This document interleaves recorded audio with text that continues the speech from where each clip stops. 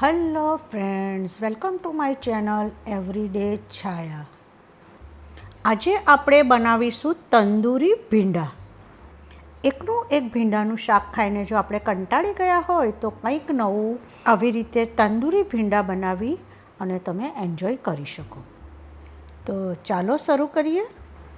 તો આને માટે આપણે નાના નાના હોય એવા ભીંડાને લઈ લઈશું. એને સારી રીતે ધોઈ અને કોરા કરી લઈશું અને ઉપર અને નીચેનો પાર્ટ આપણે કટ કરી અને વચ્ચેથી આપણે એક કાપો પાડી લઈશું.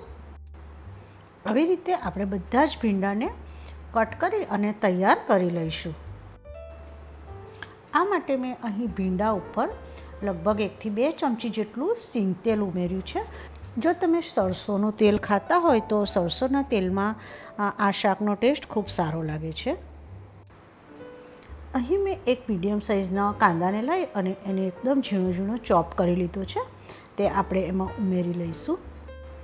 આપણે એમાં ઝીણા સમારેલા ખૂબ જ એવા ધાણા ઉમેરીશું. થોડી એવી હળદર અને હિંગ ઉમેરી લઈશું. આપણે હવે એમાં લગભગ 1 ચમચી જેટલું ધાણા જીરું પાવડર, 1 ચમચી જેટલું લાલ મરચુંનો પાવડર અને 1 થી 2 ઝીણા ઝીણા સમારેલા લીલા મરચાંને આપણે એમાં ઉમેરી લઈશું. આપણે એમાં ઝીણું ઝીણું કટ કરેલું લસણ અથવા તો તમે લસણની પેસ્ટ પણ ઉમેરી શકો અને થોડી એવી કસૂરી મેથી આપણે હાથથી ક્રશ કરીને ઉમેરી લઈશું.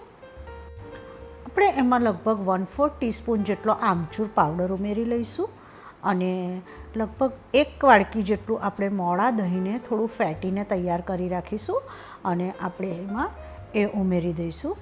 મેં દહીં થોડું ઓછું ઉમેર્યું છે. તમને જો વધારે ઉમેરવું હોય તો તમે વધારે પણ એને ઉમેરી શકો.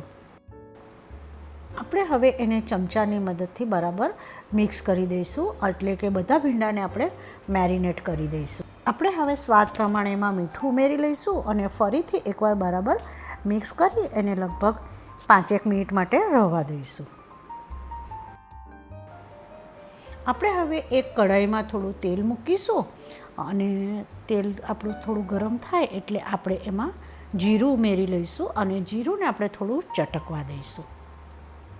અને જીરું ચટકી જાય એટલે આપણે જે મેરિનેટ કરીને ભીંડા રાખ્યા છે તે એમાં ઉમેરી દઈશું અને આપણે એને એકદમ ધીમા તાપે બરાબર થવા દઈશું. ગેસની ફ્લેમને આપણે ધીમી રાખીશું અને તમારે જો ઢાંકવું હોય તો ઢાંકી શકો અને આપણે એને ધીમે ધીમે થવા દઈશું.